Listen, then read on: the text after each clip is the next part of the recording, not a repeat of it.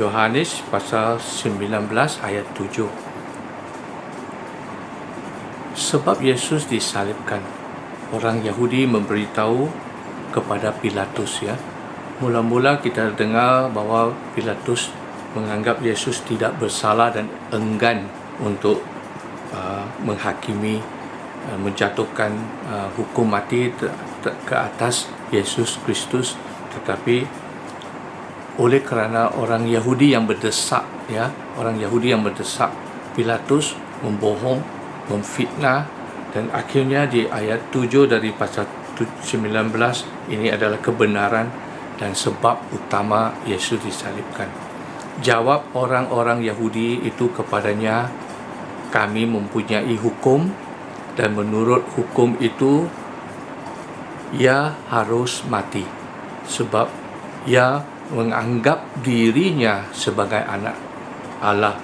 Maka kita tahu sudah di sini bahawa mereka ingin menyalibkan Yesus, dan Yesus dari awal pun sudah sebut, kamulah hukumi Yesus melalui hukum Taurat engkau sendiri. Akhirnya mereka mengaku bahawa mereka boleh menjatuhkan hukum mati ke atas Yesus Kristus, dan itulah sebab Pilatus akhirnya menyerah Yesus kepada mereka untuk disalibkan di ayat 16, ya, di ayat 16. Tetapi pagi ini kita sudah tahu mereka katakan, orang Yahudi katakan Yesus bukan Tuhan, dan dia disalibkan oleh kerana Yesus menganggap dirinya sebagai anak Allah. Jadi di sini kita tahu sebab Yesus disalibkan, dia mengatakan dirinya atau kepada muridnya, anggap dia sebagai anak Allah, ya, dia anak Allah, Son of God, ya. Jadi pagi ini kita tidak mau sebab waktu saya mau terus pergi ke kebangkitan Yesus. Dan apakah kebangkitan Yesus ini satu kebenaran, ya. Jadi kita boleh lihat dari reaksi murid Yesus di waktu mereka melawat di kubur Yesus, atau waktu mereka mendengar tubuh atau mayat Yesus sudah tidak ada lagi di dalam kuburnya. Jadi kita boleh baca dari sini yang sangat lucu, ya, sangat lucu juga, tetapi ada membawa banyak membongkarkan banyak rahsia untuk kita, ya. Saya akan baca dari pasal 20, ya. Kalau ada Alkitab, kalau boleh kamu ambil Alkitab kamu, buka Yohanes pasal 20, kita akan baca sampai akhirnya, dan saya percaya kita akan tahu selepas membaca bahawa Yesus adalah juru selamat dunia dan dia telah bangkit, ya. Dan saya katakan orang Kristen hanya kita punya kepercayaan adalah berdasar di atas Yesus Kristus bangkit dari kematiannya. Dia telah disalib, dia telah mati, dan sekarang dia sudah dibangkit kembali. Pada hari pertama minggu itu, pagi-pagi, benar ketika hari masih gelap, pergilah Maria Magdalena ke kubur itu, dan ia melihat bahawa batu telah diambil dari kubur. Ia berlari-lari mendapatkan Simon Petrus dan murid yang lain yang dikasihi Yesus, ya, itu Yohanes, ya, mungkin Yohanes, ya, murid yang lain yang dikasihi Yesus, dan berkata kepada mereka, Tuhan telah diambil orang dari kuburnya. Itu saya rasa sangat lucu. Magdalene masih anggap Yesus sebagai Tuhan, tetapi Tuhan yang masih mati, yang masih patutnya ada dalam kubur, ya. Tuhan telah diambil orang dari kuburnya, dan kami tidak tahu di mana ia diletakkan. Maka berangkatlah Petrus dan murid yang lain itu ke kubur. Dua orang itu berlari, mungkin dua, mungkin lebih.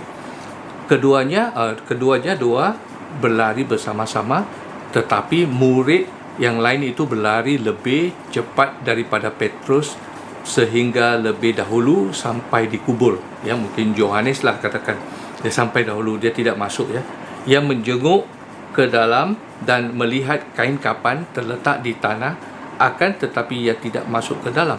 Maka datanglah Simon, kerana dia mungkin lebih tua ya, tak ada stamina, dia lari lambat. Maka datanglah Simon Petrus juga menyusul dia dan masuk ke dalam. Petrus masuk ke dalam kubur itu. Ia melihat kain kapan terletak di tanah, sedang kain peluh yang tadinya ada di kepala Yesus tidak terletak dekat kain kapan itu, tetapi agak di samping di tempat yang lain dan sudah bergulung ya, yang sudah bergulung. Maka masuklah juga murid yang lain. Mungkin ada lebih dari 2. Ini ada yang lain juga masuk ya, atau ya ini mungkin juga Yohanes juga. Maka masuklah juga murid yang lain yang lebih dahulu sampai dikubur, yaitu Yohanes lah. Ya, itu, dan dia melihatnya dan percaya. Dan dia percaya, tapi kita tidak tahu apa yang dia percaya. Mungkin Yohanes tahu ya, sebab dia adalah murid yang dikasihi Tuhan. Mungkin Yesus memberitahu dan lebih telah menjelaskan kepadanya tentang kematian dan kebangkitannya kepada Yohanes. Mungkin Yohanes dikatakan ini, mungkin ayat ini Yohanes bermaksud. Maka masuklah juga murid yang lain, Yohanes ya, yang lebih dahulu sampai di kubur itu, dan ia melihat Yesus nampak kapan kain itu, dan dia terus percaya. Ayat 9, sebab selama itu mereka belum mengerti isi kitab suci. Mereka memang tidak mengerti, dan yang mengatakan bahawa ia harus bangkit dari antara orang mati. Jadi di sini kita lihat, di sini Yohanes, kita tahu Yohanes ditulis oleh murid Yohanes sendiri. Dia katakan di sini kepada kita, sebelum ini kita tidak mengerti isi kitab suci, kita punya Alkitab, kita tidak mengerti ya, bahawa Mesias itu harus bangkit dari antara orang mati, baru mereka tahu ya. Ayat 10, lalu pulanglah kedua murid itu ke rumah. Ayat 11, tetapi Maria berdiri dekat kubur itu dan menangis. Maria, Petrus masih tidak tahu. Bagi saya itu 2 orang mungkin belum tahu, tetapi Yohanes mungkin sudah tahu Yesus sudah bangkit dan dia sudah percaya. Tetapi Maria dia masih tidak tahu. Dia berdiri dekat kubur itu dan dia terus menangis. Sambil menangis, dia menjenguk ke dalam kubur itu,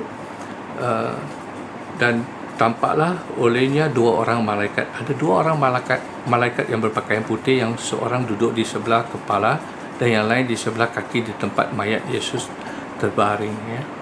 Kita boleh lihat Maria masih ingat mayat Yesus dicuri orang, tetapi kenapa dia tidak tinggalkan kubur itu? Kerana dia masih sedih ya, hatinya sedih, dan dia menangis terus dan dia berseorang diri di kubur itu. Dan saya percaya pada saat itu Tuhan Yesus melihat Maria, keadaan Maria ya, dan jadi apa yang berlaku bila seorang itu sedih ya. Dan ini ada sebab dia sedih kerana Yesus ya, dan Yesus datang dan melihatkan dirinya kepada Maria Magdalene.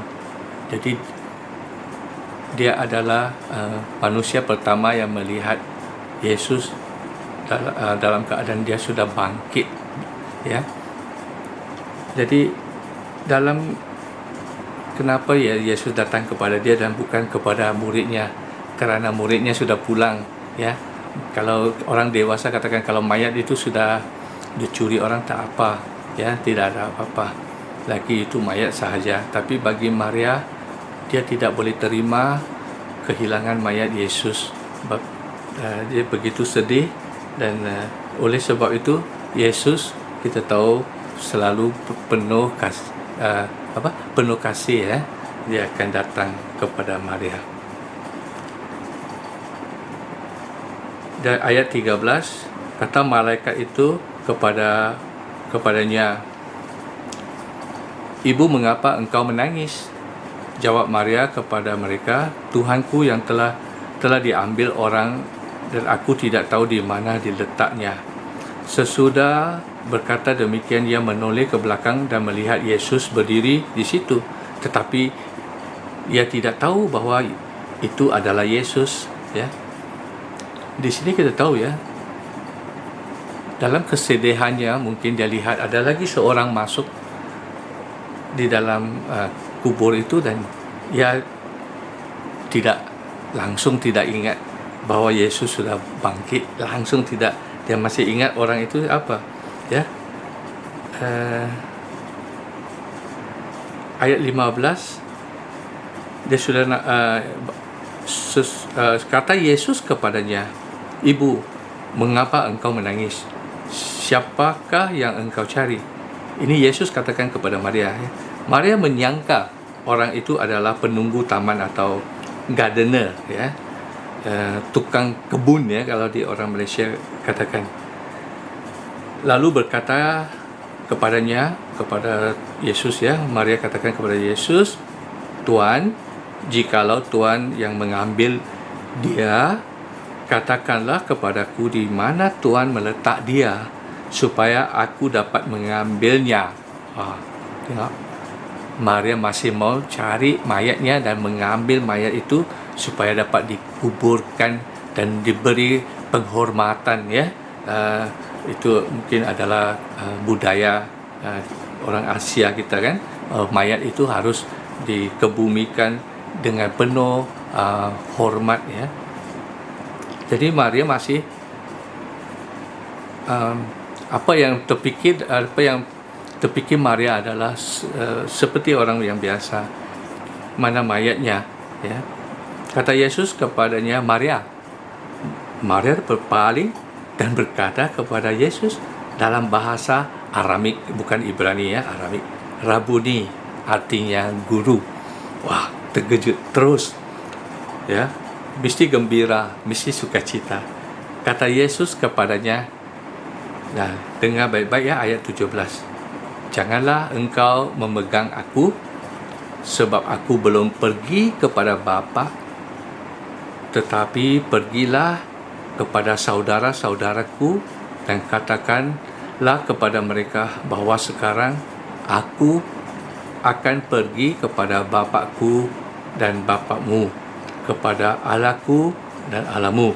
Di sini Yesus sudah bangkit 3 hari, dia pergi ke Sheol, ya, dia tidak pergi neraka. Tetapi waktu ini dia telah bangkit dan dia masih belum pergi kepada bapaknya. Kita tahu kalau orang seperti Abraham yang meninggal dahulu, mereka tidak pergi ke syurga. Seperti Daud, dikatakan kamu akan tidur dengan bapak-bapak kamu, ya. Maksudnya mereka ada di Sheol.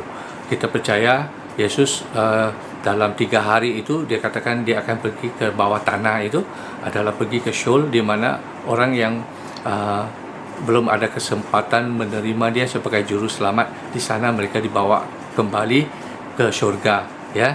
Kita tahu sebab bila penjahat yang disalibkan di sebelah Yesus katakan, "Jangan lupa hari ini membawa aku bersama kamu," ya. Yesus katakan kepada dia, "Hari ini juga kamu akan bersama saya di syurga." Maka kita tahu dari sini, selepas Yesus telah disalibkan, siapa yang percaya kepada Yesus diambil terus ke syurga. Tapi yang sebelum Yesus itu, mereka ada di satu tempat dikatakan Sheol, dan di Sheol lah di mana Yesus pergi untuk 3 hari. Dan kita lihat di sini, jangan engkau memegang aku, dia masih dalam tubuh yang mulia, ya. Dan sebab dia harus pergi kepada Bapa dahulu, kemudian kita tahu dia akan pulang bersama muridnya untuk selama 40 hari, ya. Dan sebelum ini dia dikatakan kepada Maria, "Jangan memegang aku, sebab aku belum pergi kepada Bapa," ya. tetapi dia bagi tahu kepada Maria Magdalene, pergilah kepada saudara-saudaraku dan katakan kepada mereka bahawa sekarang aku akan pergi kepada Bapakku. Yesus katakan, sekarang aku pergi kepada Bapakku dan Bapakmu, iaitu murid-murid sekarang boleh panggil Bapa Yesus seperti sama seperti Bapa mereka sendiri. Yesus itu Bapa di syurga, sekarang adalah Bapa kita juga. Kepada Allahku, itu adalah Tuhan dan Allahmu, ya. Dan Tuhan adalah kita tahu dalam orang Kristian, kita tahu Bapa Allahku dan Allahmu itu Bapa juga Tuhanmu, ya. Dan Maria Magdalena pergi dan berkata kepada murid-murid, aku telah melihat Tuhan, ya. Sebab waktu ini saya akan potong, saya tidak mau panjang. Kita akan baca ayat 29 dari pasal 20. Saya akan tutup dengan sini. Kata Yesus kepada Thomas, ya, kerana engkau telah melihat aku, maka engkau percaya. Berbahagialah mereka yang tidak melihat namun percaya. Memang masih banyak tanda lain yang dibuat Yesus di depan mata murid-muridnya yang tidak tercatat dalam kitab ini. Tetapi semua yang tercantum di sini telah dicatat supaya kita percaya bahawa Yesuslah Mesias. Kita harus percaya, dia katakan Yohanes, bahawa Yesus adalah Mesias, anak Allah, dan supaya kamu oleh imanmu memperolehi hidup dalam namanya. Ini adalah berita baik untuk semua manusia yang hidup di dunia ini. Pada saat dunia telah mengalami masalah, problema yang besar, ya, tetapi jika mereka ada Yesus, ya, mereka akan memperoleh hidup, kerana dalam namanya sahaja kita ada harapan, ya, kita ada jaminan keselamatan. Maka Yesus lah yang telah memberi kita segala yang indah, yang dahulu kita tidak memperolehi, tetapi sekarang kerana Dia kita telah memperolehi segalanya yang terbaik, ya. Jadi jangan lupa, kerana Yesus hidup, kita akan hidup. Walaupun dunia tidak akan melihat aku lagi, tetapi kamu melihat aku, sebab aku hidup dan kamu pun akan hidup. Tuhan memberkati, dan sekali lagi saya ucap selamat menyambut Hari Paskah. Tuhan memberkati.